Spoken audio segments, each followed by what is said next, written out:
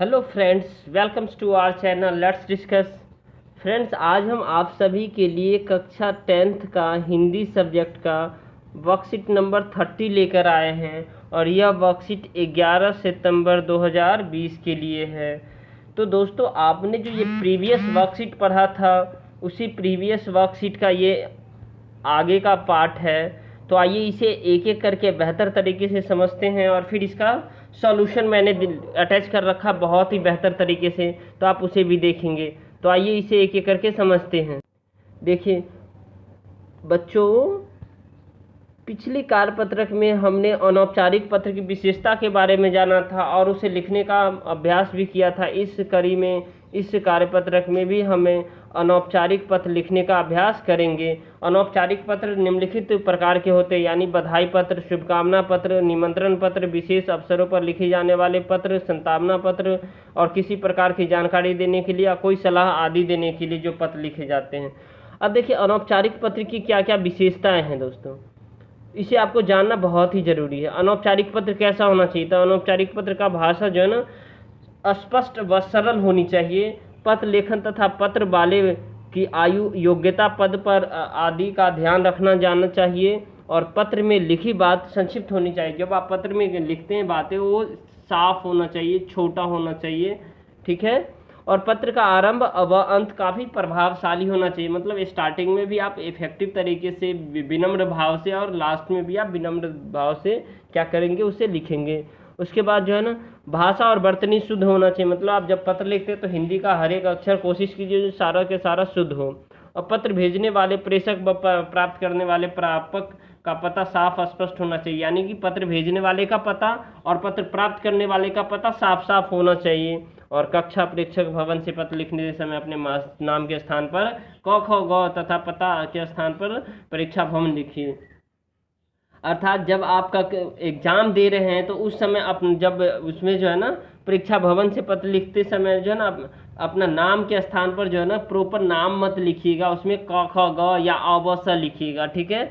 जब अगर आप परीक्षा भवन में से लिख रहे हैं, ठीक है, तो स्थान की जगह पे परीक्षा भवन लिखिएगा। उसके बाद दोस्तों, आपको 8th नंबर में अपना पता और दिनांक लिखने के बाद एक पंक्ति छोड़कर आगे लिखना चाहिए और पत्र में काट छांट नहीं होनी चाहिए। तो आइए, आपके पास 2 पत्र है, इस 2 पत्र को एक एक करके लिखे हुए हैं, उसे समझेंगे। तो 1 साल पहले आपने अपने पसंदीदा दादी को अपने मित्र को दिया था, मतलब 1 साल पहले आपने पसंदीदा पुस्तक को अपने मित्र को दिया था और दुर्भाग्य से आपका दोस्त इसे वापस करना भूल गया है। पुस्तक का आपके लिए बहुत महत्व है, क्योंकि यह आपको आपकी दादी द्वारा उपहार स्वरूप दी गई थी। आपने दोस्तों को उस पुस्तक को वापस करने के लिए पत्र लिखना है। और सेकंड है दोस्तों, ये पत्र लिखना है, इसमें कोरोना महामारी की वजह से आपने लंबे समय तक अपने सबसे अच्छे दोस्त या अपने सबसे अच्छी सहेली को नहीं देखा। आपने अपने दोस्त और सहेली को याद करते हुए एक पत्र लिखना है। तो आइए, मैंने इसे बेहतर तरीके से लिखा और आप इसे समझिए एक एक करके, और आप खुद से भी ऐड कर सकते हैं बहुत सारे, ठीक है दोस्तों। ये मैं एक सिर्फ फॉर्मेट दिया हूँ आपको। तो देखिए, यहाँ जो है ना, ये वही क्वेश्चन मैंने लिख रखा है, ये आपका क्या है, वही क्वेश्चन है, ठीक है, फर्स्ट। अब हम इसका आंसर सॉल्यूशन पे चलते हैं। देखिए, तो आपको अपना पता पहले लिखना है। अपना पता अगर परीक्षा भवन में लिख रहे हैं तो पता में आप जो है ना परीक्षा भवन का नाम लिखेंगे, परीक्षा भवन से। अगर अभी तो आप घर में ही हैं तो आप परीक्षा भवन में है नहीं तो आप घर का ही लिखेंगे। तो आप लिखिए, जैसे मैंने लिखा, मकान नंबर 188, कोटला बिहार, नागलो नजफगढ़ रोड, नई दिल्ली 110043। तो आप भी अपना एड्रेस लिखेंगे, ठीक है। अगर एग्जाम हॉल में होंगे तो एग्जाम परीक्षा भवन क्या लिखेंगे, ठीक है। और दिनांक ऐसे ही लिखना है दोस्तों, दिनांक 11 सितंबर 2020 है, ठीक है। अब प्रिय मित्र अवश्य, यहाँ पे अपने मित्र का, अभी आप घर से पत्र लिख रहे हैं तो नाम लिख सकते हैं, जैसे मैंने लिखा राकेश, ठीक है। या फिर आप लिख सकते हैं ठीक है, आप इसमें और नाम लिख सकते हैं, ठीक है, अपने पसंद का जो आपके फ्रेंड है, ठीक है। अब देखिए, मैंने इसको यहाँ से स्टार्ट किया है। नमस्ते मित्र, आपके साथ बिताया हुआ समय मेरे जीवन में अविस्मरणीय याद है। आशा करता हूं कि तुम अपने परिवार के साथ कुशलता से होंगे। मित्र, तुम्हें याद होगा कि पिछली साल मैंने तुम्हें एक पुस्तक दी थी। ये पुस्तक हमारे लिए एक बहुत बड़ी यादें है जिसे मुझे दादी माँ ने मुझे उपहार में दी थी। इस पुस्तक के साथ मेरी दादी माँ की यादें जुड़ी हुई है।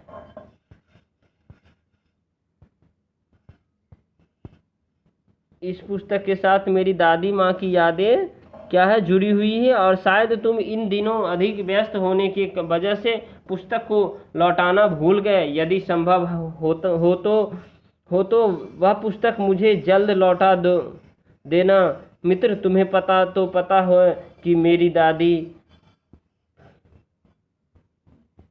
माँ के साथ एक अलग जुड़ाव है। इसमें दादी माँ मुझे हमेशा अच्छी अच्छी कहानियाँ सुनाया करती थी, जो कि एक अलग लगाव है। इसीलिए यह पुस्तक मेरे लिए अत्यधिक महत्व रखता है।